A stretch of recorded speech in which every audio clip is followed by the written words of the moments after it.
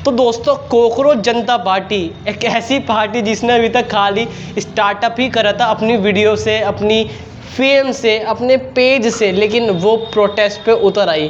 पहले 6 जून का प्रोटेस्ट करा, अब 11, 12, 13, 14, 15, यहाँ तक कि 20 तक प्रोटेस्ट बुक कर दिए उन्होंने।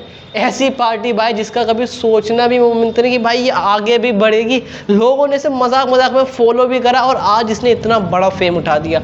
तो पूरी तरह से आज वीडियो में यही समझने वाले हैं कोकरोच जनता पार्टी के पीछे डार्क रियलिटी क्या है, और दूसरी 370 की बिरयानी आज 400 में आपको कैसे पड़ने वाली है।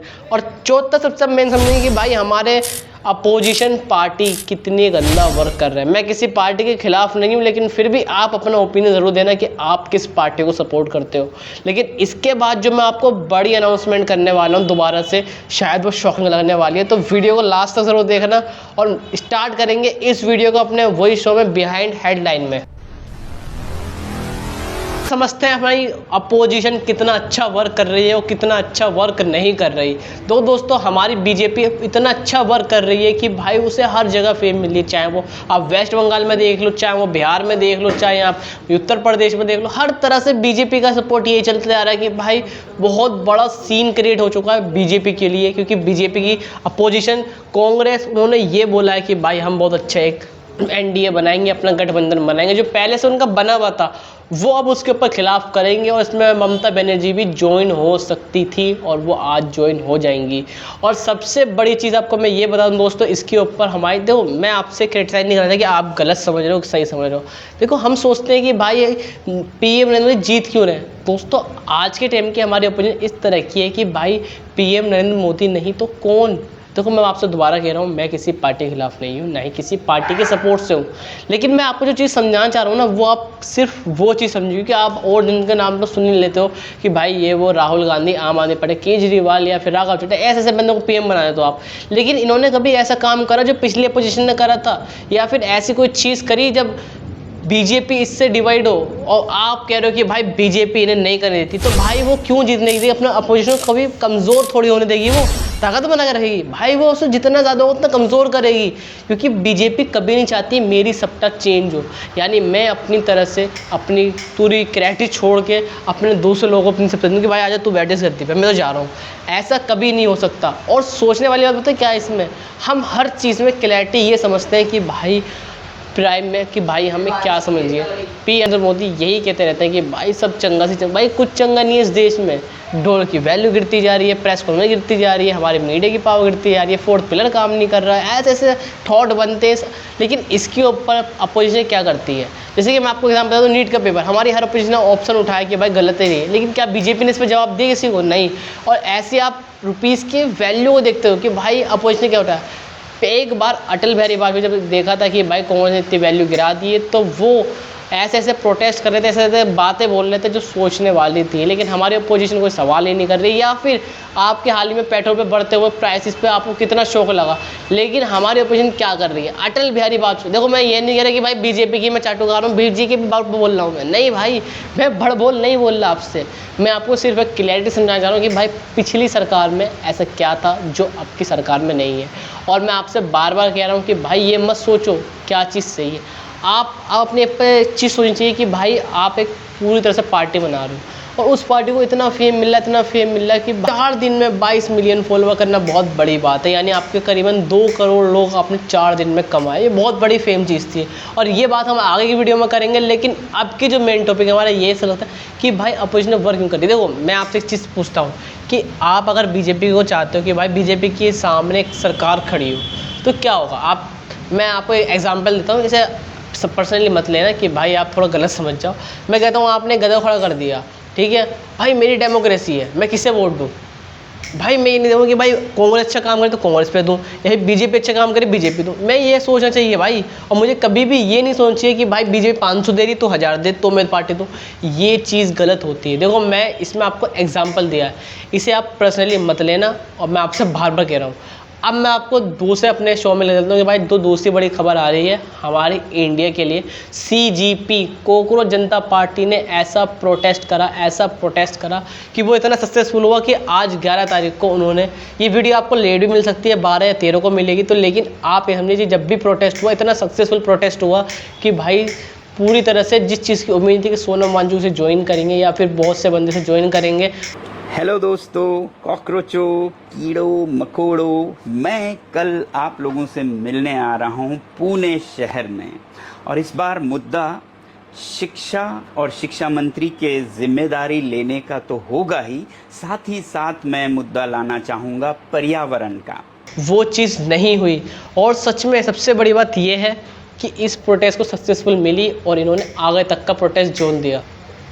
देखो कोकरोच जनता पार्टी का देखो 4 दिन में 22 मिनट में बहुत अच्छी बात है, बहुत अच्छी। मेरे दिमाग में ये चल रही थी कि भाई सिर्फ फॉलो करने से क्या होगा, या फिर इसके ऊपर हमें क्या ऑप्शन लेना चाहिए, क्या मैं आगे बढ़ूं या फिर कोई और आगे बढ़ेगा। ये बहुत सी, मैंने तो फॉलो कर दिया आपने, और आपका काम है फॉलो करना, आपने फॉलो कर दिया, या मेरा काम है मैंने कर दिया। सबका क्रेडिट सही यही होता है कि भाई हम नॉर्मल सा फॉलो कर देते हैं और वो चीज़ ट्रेंड में आ जाती है तो बंदे उसे फॉलो करते हैं। हमें कभी भी ये नहीं सोचे कि भाई हमें क्या करना चाहिए, हमें डायरेक्ट ऑप्शन उठानी चाहिए। एक एग्जाम्पल देता हूँ कि भाई हमारी एक पार्टी है, अब मैं उस पर सोचूं कि भाई ऐसा करता हूँ कि रजा ऑप्शन लेगा, ऐसा कर मुशाहिद ऑप्शन लेगा, लेकिन भाई जब तक मैं खुद ये नहीं सोचूंगा कि भाई मैं ऑप्शन न लूँ तो शायद वो ऑप्शन गलत होगा।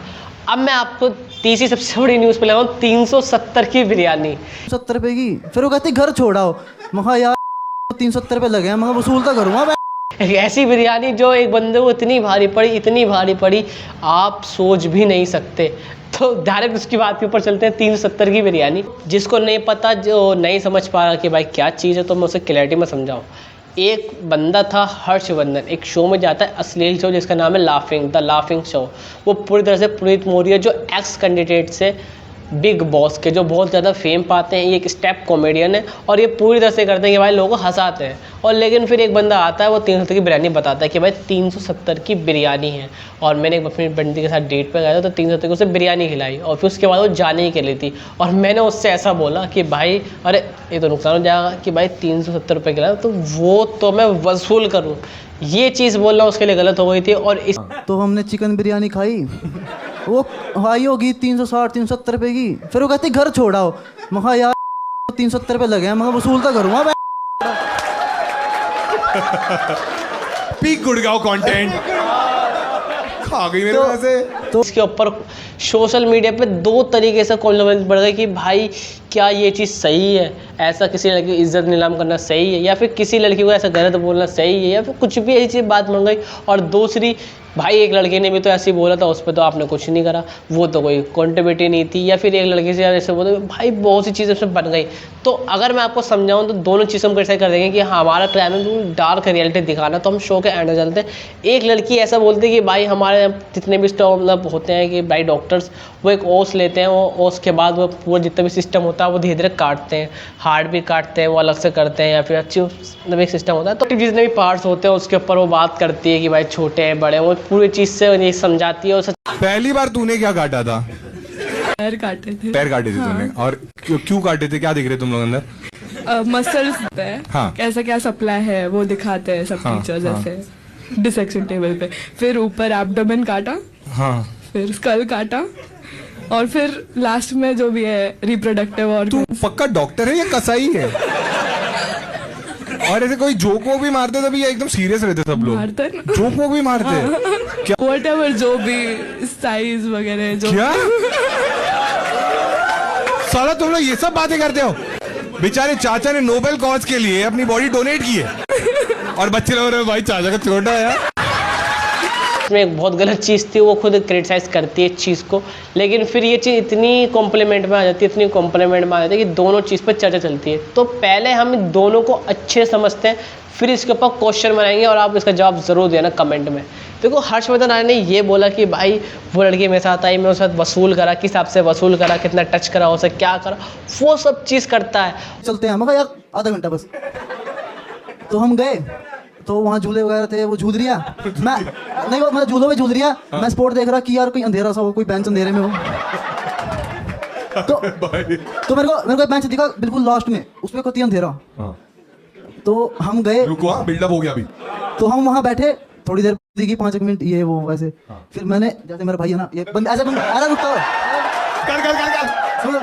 उसने बोला 5 मिनट हम बैठे, फिर मैं ऐसे पास मेरे भाई नहीं तो सपोज करो मेरी बंदिया वो बैठी, तो बात करते करते मैं उसका हाथ में ऐसे अंदर आ ले। और लेकिन दोस्तों सब इसे कहते हैं ये डार्क जोक है, लेकिन सच में ये डार्क जोक बिल्कुल भी नहीं है। डार्क जोक होता क्या है, मैं आपको अगर ये एक एग्जांपल दे दूँ। जैसे हमारा एक बंदा है, उसके पास थोड़ी मतलब उसके रिपोर्ट में दिक्कत है, उसके पैर में दिक्कत है, या फिर कैसे ऐसी दिक्कत है, उसके मतलब ऑर्गन सही से काम नहीं कर रहे, वो चीज़ क्रिटिसाइज़ कर रहे हैं, तो उसमें क्या दिक्कत होगी। आप सोचेंगे कि भाई उसे मैं उल्टा सीधा बोल दूंगा तो अच्छी चीज़ है, नहीं भाई बहुत गलत बात है, मैं मानता हूँ। लेकिन ऐसे इधर लार्ड शो में एक बंदा बोलता है इस चीज़ को, तो वो चीज़ होती है डार्क रियलिटी। यानी एक ऐसा बंदा जो अपने इंडिविजुअल है, वो पूरी तरह से ये समझाए कि भाई पूरा सिस्टम यही हो, और वो चीज़ डार्क रियलिटी कहलाए, तो वही होती है डार्क शो, यानी डार्क जोक यही होता है। लेकिन जो उस लड़के ने कहा ये भी गलत चीज़ है। मैं इस चीज़ से क्रिटिसाइज नहीं करता कि भाई लड़का गलत था सही था, लेकिन अगर हम ये पॉइंट ऑफ व्यू से देखा जाए तो ये लड़की भी गलत थी। उसने ये चीज़ तो कबूल भी कर ली, मैं मानता हूँ, लेकिन जो उनके पास सीन हुआ, जो उनके पास दिक्कत बताई, वो बहुत बड़ी दिक्कत थी। अब आपको मैं पूरी तरह से नहीं समझा जा रहा कि भाई क्या हुआ था। अब हम चलते हैं अपने तीसरी सबसे बड़ी न्यूज़ पे। दोस्तों जैसे आपने सुना ही होगा कि भाई हमारे देश में पेट्रोल के प्राइस बहुत ज़्यादा बढ़ते जा रहे हैं, और उस पर ये दिक्कत आ रही है कि भाई हमारे जितने भी बंदे हैं वो चीज़ पे प्रोटेस्ट पे आने, सरकार सोच रही है अब मैं इसे डाइवर्ट कैसे करूं।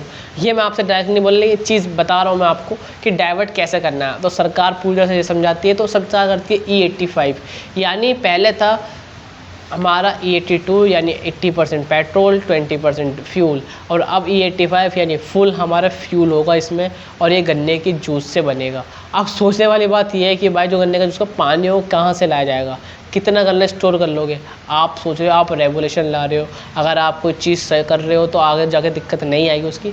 तो मैं आपसे पूछना चाहता हूँ दोस्तों, क्या रेवोल्यूशन कुछ दिन का है कि आज चल रही है आगे को दिक्कत नहीं आएगी? ऐसी चीज़ हमें नहीं सोचनी चाहिए दोस्तों। हर चीज़ को अपने हिसाब से क्रिटिसाइज़ करेंगे तभी हम समझेंगे। देखो हर बात के अंदर 2 पॉइंट होते हैं, या तो वो सही होगा गलत, लेकिन अगर हम एक ही पॉइंट समझेंगे ना तो वो चीज़ हमें वही लगेगी फर्स्ट पॉइंट। इसमें चीज़ें बहुत चीज़ें समझी, बहुत अच्छी आपको लगा, लेकिन अब मैं जो आपको सबसे शौक चीज़ बताने वाला हूँ वो ये है कि दोस्तों अभी हाल ही मैंने शो के 2 एपिसोड रिलीज़ कर चुका हूँ। इनमें बहुत सा टाइम लगा और सच में मेरी तबीयत तक ख़राब हो गई। और सबसे बड़ी चीज़ में ये है कि आज आसपास मेरे वेडिंग है, लेकिन मैं वेडिंग को छोड़ के आपके लिए न्यूज़ लाया हूँ। तो शायद आपको भी थोड़ा बहुत तो सपोर्ट करना चाहिए। मैं आपसे ये नहीं कह रहा कि आप ज़्यादा करो, आप सिर्फ सब्सक्राइब करो और कमेंट करो कहाँ पे क्या दिक्कत चल रही है, तो अगले मैं उस पर चलूँगा। जैसे पिछले भाई कहने में मैं CGP को थोड़ा लाइटली लिया और CGP को अपने शो में रखा। भाई अगर आप कमेंट करोगे तो आपकी न्यूज़ में ज़रूर कवर करूँगा, प्लस आपका ज़रूर नाम लूँगा कि इन भाई ने मुझे ऐसा बोला। तो क्या चीज़ आप ये सपोर्ट करोगे? अगर हाँ तो वीडियो को लाइक करो, सब्सक्राइब करो और कमेंट करो। तो मिलते हैं आपसे नेक्स्ट वीडियो, जब तक ये शो